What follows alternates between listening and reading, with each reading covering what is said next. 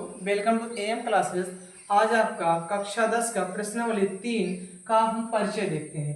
देखो प्रश्नावली जो है 3 आपकी क्या है, दो चर रैखिक समीकरण युग्म। प्रश्नावली 3 आपका है दो चर रैखिक समीकरण युग्म। तो दो चर यानी अक्षर यानी वेरिएबल पॉइंट कितने होने चाहिए, दो, यानी एक एक्स एक वाई या कोई भी दो अक्षर आपके हो सकते हैं। रैखिक का मतलब घात कितनी हो, एक। समीकरण मतलब लगा हो बराबर, युग्म मतलब जोड़ा। जैसे हमारे पास कह रहा है चर दो, यानी आपके जो चर हों, चरों की संख्या कितनी, दो, जैसे x कामा y हो गया। और कह रहा है रैखिक यानी घात कितनी होनी चाहिए भैया, एक। घात कितनी हो, एक। समीकरण का मतलब है बीच में क्या लगा हो, बराबर, यानी आपको दो पक्ष होने चाहिए। युग्म मतलब जोड़ा, यानी कम से कम दो समीकरण हो। कम से कम कितने समीकरण हो, दो समीकरण। कम से कम आपके पास कितने समीकरण होने चाहिए भैया, दो। चर दो होने चाहिए, घात एक हो तो रैखिक होता है, बीच में लगा हो बराबर तभी क्या होगा, समीकरण।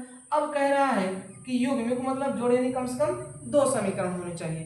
तो इसके लिए सबसे पहला जो होता है इसका व्यापक समीकरण, इसका व्यापक समीकरण होता है, व्यापक समीकरण होता है ax plus b y plus c बराबर 0। अगर युग्म बनाना है तो ये हो जाएगा a1x b1y c1 और a2x plus b2y plus c2 बराबर क्या हो जाएगा, 0। आप ये समीकरण एक हो गया, समीकरण कितना हो गया, दो। ये आपके क्या हो गए, दो समीकरण हो गए और एक दोनों क्या हो गए, युग्म। अब देखो चर x और y ये क्या आपके दो चर हो गए, घात इसमें एक दिख रही है तो रैखिक हो गए।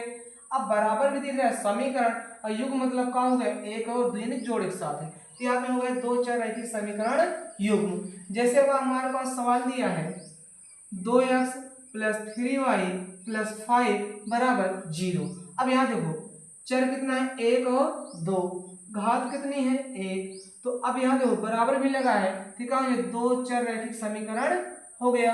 अब युग्म लिखना है तो एक और लिख लेते हैं, जैसे 3x plus 7y plus 6 equal 0। अब एक हो गया और क्या हो गया, दो। ये हो गया आपका दो चर रैखिक समीकरण युग्म। अब इसके लिए देखो सबसे पहला इसमें जो आपको पढ़ना है, इसके हल करने की तीन विधियां होती हैं। कितनी विधि होती है भैया, तीन। पहली आपकी होती है ग्राफीय विधि। पहली क्या है, ग्राफीय विधि। दूसरी आपकी है प्रतिस्थापन विधि। तीसरी आपकी है विलोपन विधि। आपको तो होती तो चार विधि और विधियां हैं, बट आपको क्या करना है, इसमें केवल आपको तीन ही विधि आपको पढ़ना है। कौन सी, एक ग्राफीय विधि, एक प्रतिस्थापन विधि, एक क्या आपकी विलोपन विधि। तो अब देखते हैं तीनों को क्रम से और क्या होते हैं। और इसमें पता करना है कि रेखाएं कैसे होंगी, समांतर होंगी, समपाती होंगी या प्रतिच्छेदी होंगी, कैसे होंगी, इसको आपको इसमें पढ़ना है। देखो अगर इसी से a1 अपान a2 बराबर मिलता है b1 अपान b2, अगर a1 अपान a2 बराबर ना हो b1 अपान b2, तो जो रेखा हो जाएगी वो होती है प्रतिच्छेदी। कैसी रेखा होती है, प्रतिच्छेदी। अगर यही चीज a1 अपान a2 बराबर हो b1 अपान b2 बराबर ना हो c1 अपान c2, तो रेखा होती है भैया समांतर। क्या होती है, समांतर। अगला आपका है a1 अपान a2 बराबर b1 अपान b2 बराबर c1 अपान c2, अगर तीनों बराबर है तो रेखा होती है समपाती। क्या होती है, रेखा समपाती। आपका a1 अपान a2 बराबर b1 अपान b2, तो रेखा कैसी है, प्रतिच्छेदी। a1 अपान a2 बराबर b1 अपान b2 बराबर c1 अपान c2, तो रेखा कैसी है, समांतर। अगर a1 अपान a2 बराबर b1 अपान b2 बराबर c1 अपान c2 तीनों बराबर है तो रेखा कैसी है, समपाती। ध्यान से देखो ये दो जो रेखा होती हैं ये होती है संगत। क्या होती है भैया, संगत, क्योंकि ये कहीं ना कहीं किसी न किसी बिंदु पर आपस में मिलती हैं। तो जहां कहीं पर दोनों मिल जाते हैं क्या बिंदु कैसा हो जाता है, संगत। तो जो ये वाली रेखा है एक बिंदु पर है, ये अनेक सभी बिंदुओं पर मिलेंगे। तो इसका जो फिगर बनता है इससे प्रतिच्छेदी का बनता है तो कुछ ऐसे बनता है, यानी ये आपकी एक रेखा ये दूसरी रेखा एक दूसरे को क्या करेगी, क्रॉस करेगी। जो समांतर के लिए जो बनता है वो आपका कुछ एक ऐसे बनेगा, एक रेखा ऐसे जाएगी, उसके जस्ट सामने दूसरी रेखा जाएगी, लेकिन आपस में कहीं पर मिलेंगी नहीं। जो संपाती के लिए बनता है वो एक रेखा ऐसी जाएगी, दूसरी रेखा भी इसी पर चली जाएगी, तो क्या होता है संपाती। देखो प्रतिच्छेदी संपाती होता है संगत, और जो समांतर रेखा होती है आपकी वो होती है असंगत।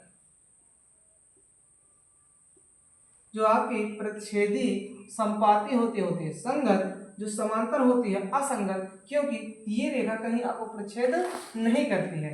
अब इसके लिए एक आध एग्जाम्पल देख लेते हैं इन सबका। ये तो आपका बेसिक हो गया, तीन विधि है, प्रतिस्थापन, ग्राफीय विधि, प्रतिस्थापन विधि, विलोपन। इन्हीं तीनों को आपको इस चैप्टर में पढ़ना है। और आप एक चीज पढ़ना है, a1/a2 बराबर b1/b2 है, तो क्या हो जाएगा, बराबर नहीं है प्रतिच्छेदी। a1/a2 बराबर b1/b2 बराबर नहीं है c1/c2, तो समांतर होगी। अगर a1/a2 बराबर b1/b2 बराबर है c1/c2, तीनों बराबर है, तो क्या होगी रेखा संपाती। ध्यान दो, जो रेखा प्रतिच्छेदी और संपाती होगी वो होगी संगत, जो समांतर होगी क्या होगी असंगत। आगे थोड़ा देख लो आप लोग, इसमें एक एग्जांपल बता दिया जाए। आगे देखना है इसको कि अब इस पर एक एग्जांपल हो जाए। जैसे आपको दिया है 2x plus 3y plus 5 equal 0, 3x plus 2y plus 7 equal 0। आपके पास एक समीकरण में 2x प्लस 3y प्लस 5 बराबर 0, 3x प्लस 2y प्लस 7 बराबर 0। इसकी तुलना करेंगे, a1x plus b1y plus c1 बराबर 0, a2x plus b2y plus c2 बराबर 0 से। तो यहाँ देखो a1 बराबर 2, b1 बराबर 3, c1 बराबर 5 हो जाएगा, a2 बराबर क्या हो जाएगा 3, b2 बराबर 2, c2 बराबर आपका हो जाएगा 7। a1 बराबर 2, b1 बराबर 3, c1 बराबर 5। देखो a1 बराबर 2, b1 बराबर 3, c1 बराबर 5, a2 बराबर 3, b2 बराबर 2, c2 बराबर 7।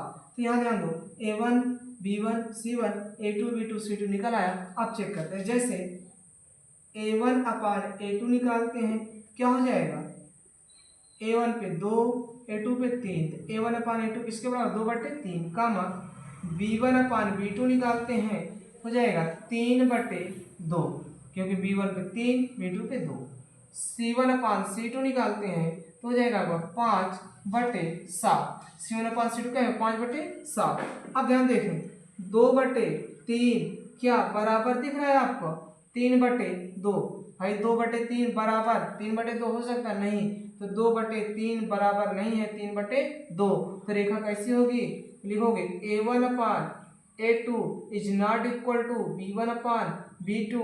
तो आप देखिए किस शर्त पर पूरा हो जाएगा, तो रेखा कैसी होगी प्रतिच्छेदी।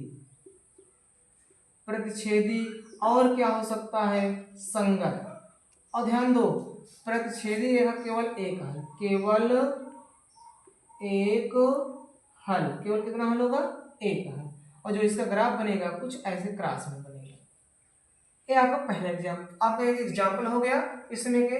अब आगे देखते हैं इसका जो विधियां हैं, तीनों विधि के बारे में आप जान लेते हैं, इसको आप नोट कर लीजिए। चल देखो आपको एक इस पर मिल रहा है a1/a2 बराबर नहीं है b1/b2। भैया ये रेखा कैसी होगी, आप लोग जानते हो कैसी है, प्रतिच्छेदी। और ध्यान दो, प्रतिच्छेदी जो रेखा होगी उसका केवल कितना हल होगा, एक हल। ध्यान देना, एक हल, कितना हल आएगा, केवल एक या अद्वितीय है। अगर यही इस पर मिल जाता है a1/a2 बराबर b1/b2 बराबर नहीं होता c1/c2, तो रेखा क्या होती, समांतर। तो इसका कोई हल नहीं, कोई हल नहीं, कोई हल नहीं, यानी इसका एक भी हल नहीं होता। अगर ये a1/a2 बराबर b1/b2 बराबर होता c1/c2, तो अनेक हल। कितना हल होता भैया, अनेक। और रेखा कैसी होती, संपाती। और कितने हल होते, अनेक हल।